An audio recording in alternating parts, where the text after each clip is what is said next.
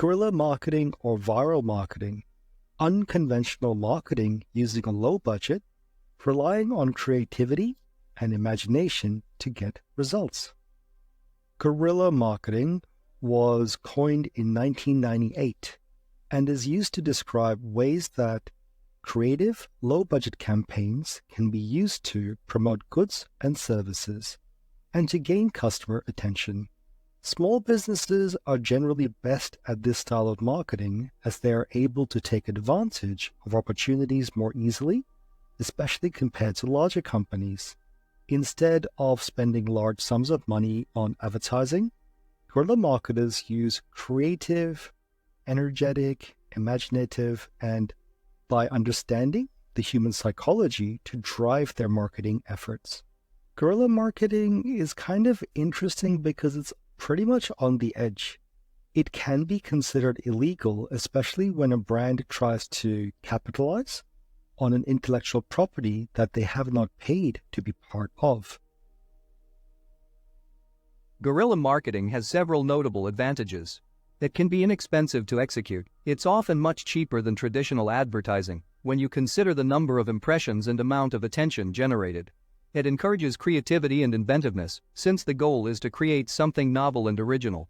Guerrilla marketing is about buzz. It is designed for viral sharing, and it taps into powerful word-of-mouth marketing, as people share their memorable guerrilla-inspired impressions and experiences with friends and acquaintances. A guerrilla marketing phenomenon can take on a life of its own and live in the memories of the people it affected long after the actual event is over.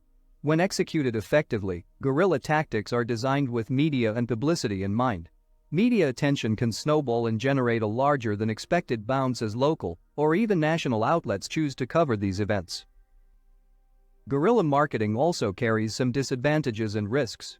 When spontaneous activity springs up in a public space, property owners, the police, and other authorities may object and try to interfere or stop the event.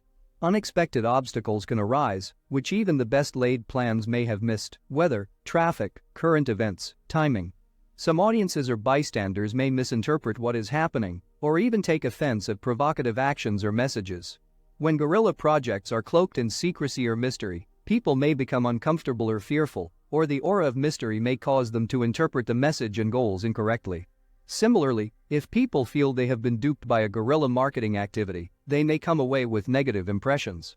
If some people disapprove of a given guerrilla marketing activity or campaign, there's a risk of backlash, anger, and frustration. There are many forms of guerrilla marketing.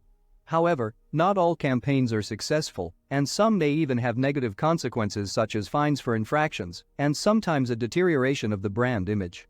It should therefore be used with caution, but this unconventional marketing method generally gets a very good return on investment and remains accessible to all businesses, regardless of their size or financial power.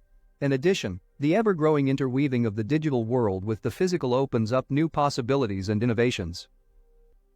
For example, Toyota sponsors AFL footy, and during the grand finals a few years ago, Holden had a blimp up in the sky on top of the MCG during the grand finals.